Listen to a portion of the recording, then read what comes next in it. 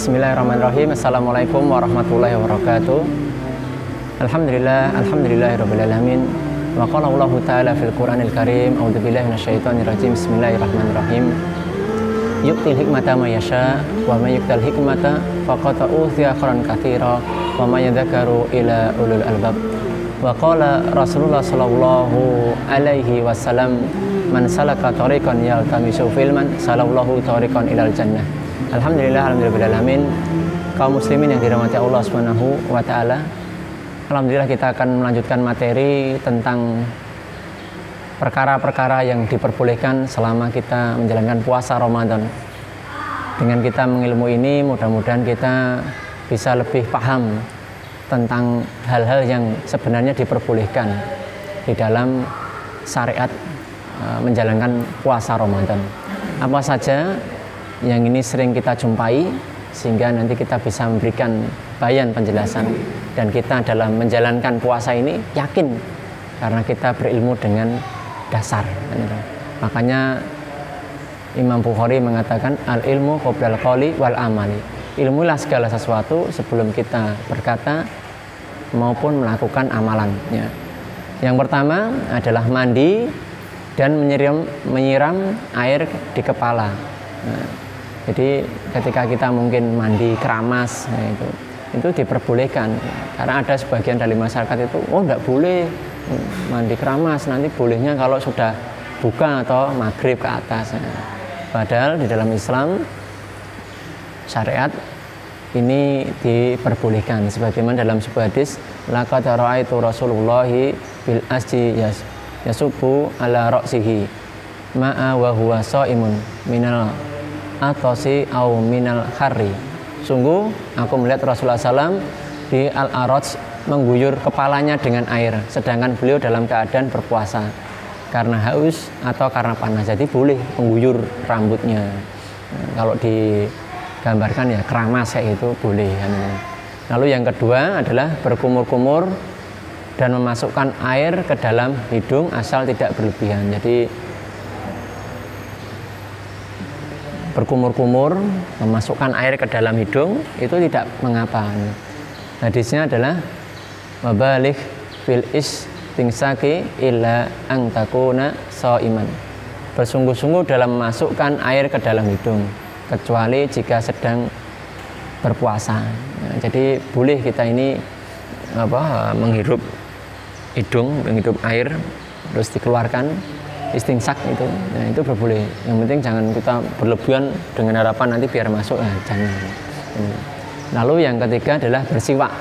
Nah, bersiwak ini membersihkan gigi kita dengan siwak. Hadisnya apa? Laula antas suqa alal ummati lamartuhum bisiwak wa akulli wudu. Nah, seandainya tidak memberatkan umatku, niscaya akan aku perintahkan mereka untuk menyikat gigi atau bersiwak setiap hari, setiap kali berwudu. Nah, jadi hadis ini akhirnya dikiaskan bolehnya kita untuk menyikat gigi kita. Ya. Sebagaimana para ulama juga menjelaskan, misalkan itu kan siwak masa, kalau dengan pakai pasta gigi bagaimana? Nah, maka dijelaskan oleh para ulama, salah satunya adalah di dalam Syekh bin Baz mengatakan boleh menggosok gigi menggunakan pasta gigi, tetapi hendaknya lebih berhati-hati. Jadi tidak boleh berlebihan. Kalau ala kadarnya itu boleh. Sebagaimana kita memakai pasta gigi, kalau kita pas menggosok gigi boleh. Dan ini juga dijelaskan oleh Syekh Utsaimin. Adapun menggunakan pasta gigi ketika puasa lebih baik tidak digunakan kecuali berpuasa, karena pasta gigi memiliki pengaruh sangat kuat hingga bisa mempengaruhi bagian dalam tubuh dan kadang seseorang tidak merasakannya. Waktu untuk menyikat gigi sebenarnya masih lapang jika seseorang mengakhirkan untuk menyikat gigi. Jadi Syekh Utsaimin ini menjelaskan bahwasanya ketika untuk pasta gigi itu boleh asalkan tidak berlebihan, tetapi lebih afdol, lebih baik kalau itu pasta giginya atau menyikat gigi itu ketika sudah buka puasa, karena misalkan sore pas mandi. Nah, itu kan maghribnya kan sebentar lagi ya. Jadi nanti untuk sikat giginya pas maghrib. Nah, gitu. Lalu yang keempat yaitu bekam atau donor darah. Itu tidak mengapa, jadi diperbolehkan asalkan itu tidak membuat lemas. Yang paling tahu kondisi apa? Kita. Tapi dasar dari berbekam itu boleh. Tapi ketika kita ini misalkan dengan berbekam kok kita lemas, akhirnya batal puasa kita, lah itu dimakruhkan. Tapi dasar awalnya hukumnya adalah diperbolehkan. Sebagaimana Anas bin Malik ditanya, apakah kalian tidak menyukai berbekam bagi orang yang berpuasa? Beliau menjawab tidak, kecuali jika bisa menyebabkan lemah. Jadi pada dasarnya boleh, tetapi ketika nanti bisa menyebabkan seseorang itu dia lemas, terus akhirnya dia tidak kuat puasanya, lah itu makruh. Nah,